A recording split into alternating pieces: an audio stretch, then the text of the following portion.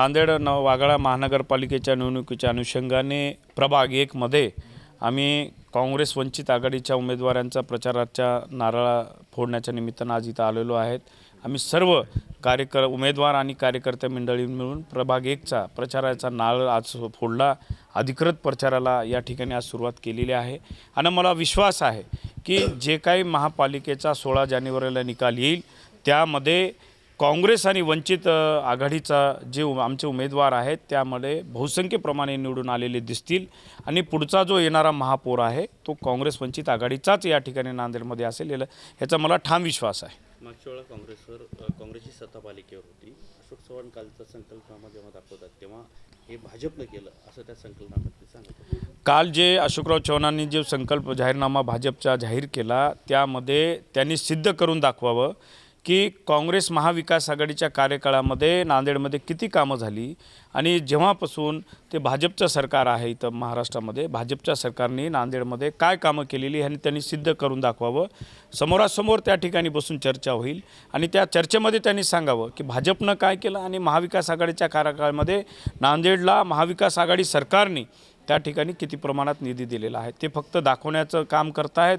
नांदेड आज आपण पाहतोय नांदेडमध्ये कोणतेही असं नियोजन नाही आहे ना प्रमुख रस्ते त्या ठिकाणी बकाल रस्ते झालेले आहेत, खड्डेमय रस्ते झालेले आहेत, ना ट्रॅफिकचं नियोजन नाही आहेत। नांदेडकर अक्षरशः ह्या सगळ्या गोष्टीला त्रासलेले आहेत आणि निश्चितच नांदेडकर त्यांना त्यांची जागा दाखवल्याशिवाय राहणार। हे बघा अशोकराव चव्हाण वेगवेगळे प्रयोग नांदेडमध्ये करून महापालिकेवर कशी सत्ता आणता येईल ह्याच्यासाठी वेगवेगळे प्रयत्न करताना दिसत आहेत।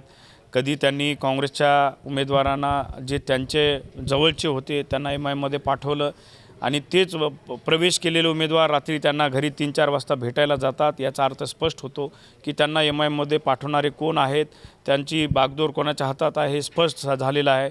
आणि कालची ऑडिओ क्लिप ह्याच्यासाठी मुद्दामूनच व्हायरल केलेली दिसते की ह्याच्यामध्ये कुठंतरी 2 समाजामध्ये तेढ निर्माण व्हावं आणि तेढ निर्माण करून आतापर्यंत जेव्हा भाजप सत्तेवर आलेली आहे असे प्रत्येक वेगळ्या समाजामध्ये तेढ निर्माण करून ते सत्तेवर बसलेले आहेत आणि तसाच प्रकार या ठिकाणी नांदेडमध्ये आपल्याला पाहावयास मिळत आहे असं मला वाटतं। अशोक चव्हाणांचे निकटवर्तीय भानुसिंग रावत यांनी आरोप केला की 50 लाख रुपये घेऊन तिकीट घेतलं। निश्चितच रावत साहेबांनी जे आरोप केलेले ते खरे आहेत।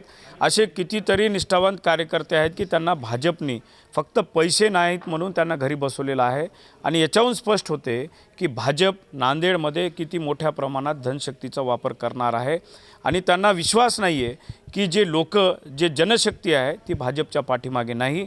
त्यांना धनशक्तीचा प्रयोग करूनच या ठिकाणी नांदेडमध्ये सत्तेवर ते येऊ पाहत आहेत। पण हे जनता हुशार आहे, त्यांना या ठिकाणी धनशक्तीचा वापर या ठिकाणी कितीही केला तरी जनता ही काँग्रेसच्याच पाठीमागे राहील हे विश्वास करतो।